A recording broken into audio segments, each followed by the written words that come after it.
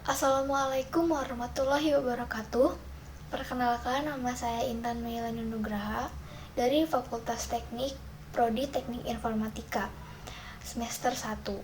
Video ini saya buat untuk memenuhi salah satu tugas ujian akhir semester mata kuliah Al-Islam. Untuk mempersingkat waktu, langsung saja ke pertanyaan yang pertama.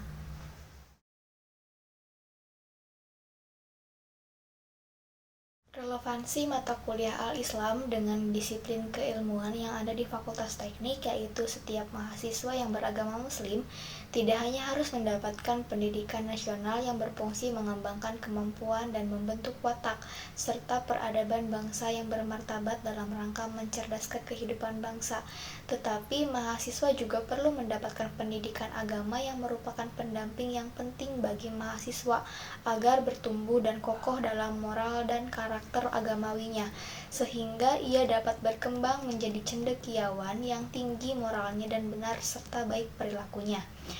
Ada pula kontribusi saya sebagai mahasiswa untuk memajukan agama Islam, yaitu dengan serius menimba ilmu, mengentalkan Islam dalam hati, dan membuktikan dengan amalan terbaik. Dan yang terpenting, jangan bermalas-malasan dalam hal apapun, karena bagaimanapun mahasiswa akan menjadi generasi penerus dan pemimpin di masa yang akan datang. Menurut kitab suci Al-Quran pada surat Al-Hijj ayat 28-29, asal-usul manusia adalah ketika Allah berfirman, dan ingatlah ketika Tuhanmu berfirman kepada para malaikat, sesungguhnya aku akan menciptakan seseorang dari tanah liat, kering yang berasal dari lumpur hitam yang diberi bentuk. Maka apabila aku telah menyempurnakan kejadiannya dan telah meniupkan ke dalamnya ruh ciptaanku, maka tunduklah kamu kepadanya dengan bersujud. Adapun dalam konsepsi Islam, manusia merupakan satu hakikat yang mempunyai dua dimensi, yaitu dimensi material atau jasad dan dimensi imaterial atau ruh, jiwa, akal, dan sebagainya. Periodisasi kehidupan manusia terus berkembang dengan lahirnya manusia sebagai generasi penerus. Sedangkan dalam teori pendidikan barat, perkembangan manusia diawali dari proses pembuahan sampai manusia itu mati.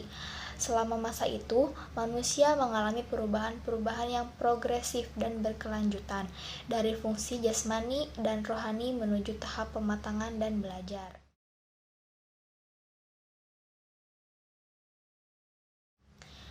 Menurut pandangan pribadi saya, aswaja adalah suatu paham yang berlandaskan sunnah-sunnah Rasulullah SAW yang diterapkan atau diikuti oleh para pengikutnya. Nilai-nilai aswaja terdiri dari tawasud yang artinya moderat, tawazun yang artinya seimbang, tasamuh yang artinya toleran, dan i'tidal yang artinya adil. Istilah aswaja tidak dikenal di zaman Nabi Muhammad SAW maupun di masa pemerintahan Khulafaur Rasyidin. Bahkan tidak dikenal di zaman pemerintahan Bani Umayyah, yaitu pada tahun 41 sampai 133 Hijriah atau 611 sampai 750 Masehi. Aswaja ini muncul sebagai reaksi terhadap banyaknya penyimpangan doktrin firqoh-firqoh sebelumnya. Pengkodifikasian aliran ini setelah munculnya aliran Asy'ariyah dan Maturidiyah, dua aliran yang menentang ajaran-ajaran Mu'tazilah. Tokoh utama yang juga merupakan pendiri mazhab ini adalah Abu Al-Hasan Al-Asy'ari dan Abu Mansur Al-Maturidi. Dua tokoh Sunni ini kemudian dalam perkembangannya ajaran mereka menjadi doktrin penting dalam aliran Sunni, yakni aliran Asy'ariyah dan aliran Maturidiyah.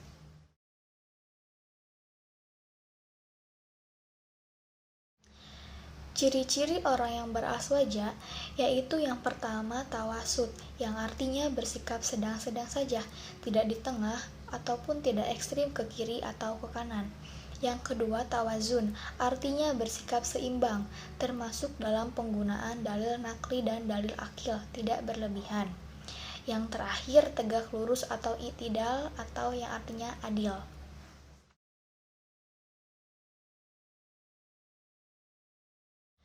tahapan-tahapan yang akan dilalui manusia setelah meninggal menuju akhirat, yaitu yang pertama alam kubur. Di alam ini manusia akan berpindah tempat, di mana setiap manusia akan berjumpa dengan malaikat Mungkar dan Nakir.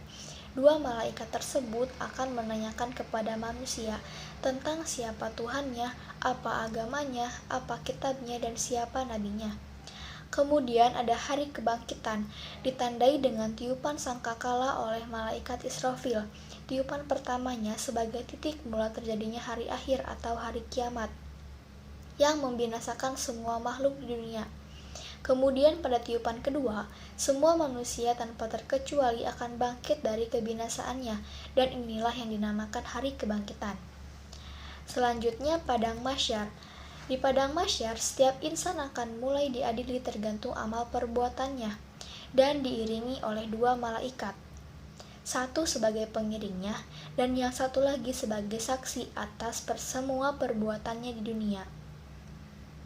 Yang keempat, Yaumul Mizan atau hari penimbangan amal baik dan amal buruk. Jika manusia lebih berat timbangan amal kebaikannya, maka dia akan mendapat keselamatan, begitu pula sebaliknya. Yang kelima, ada Yaumul Hisab, yaitu perhitungan amal. Amal perbuatan yang kita lakukan selama di dunia, kemudian akan dihitung pada saat Yaumul Hisab. Selanjutnya, jembatan Shirathul Mustaqim. Setelah amal dihitung, manusia akan berjalan melewati jembatan Shirathul Mustaqim. Cara dan keadaan menyeberang setiap manusia di jembatan ini pun berbeda-beda, tergantung amal perbuatan yang mereka lakukan selama di dunia. Dan yang terakhir, surga dan neraka. Surga sendiri adalah sebaik-baiknya tempat kembali. Di dalamnya tidak ada kesedihan dan kesengsaraan, melainkan hanya kebaikan dan kebahagiaan. Adapun neraka, tempat terakhir ini adalah tempat yang penuh penderitaan sebagai balasan bagi orang-orang yang selalu berbuat keburukan. Demikianlah jawaban-jawaban dari 5 soal atau 5 pertanyaan yang telah diajukan. Mohon maaf apabila ada kesalahan kata ataupun jawaban yang kurang tepat, karena di sini saya masih belajar. Terima kasih. Assalamualaikum warahmatullahi wabarakatuh.